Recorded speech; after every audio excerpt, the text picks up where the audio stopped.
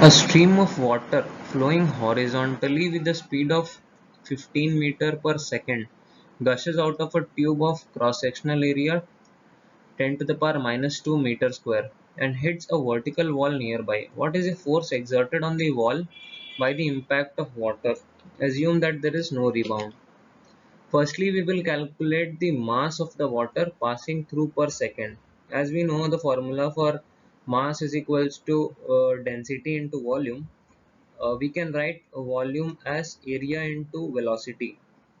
Therefore, putting the given values as density is 10 to the power 3, area is 15, and velocity is 10 to the power minus 2, we get the mass as 150 kg of water flowing per second.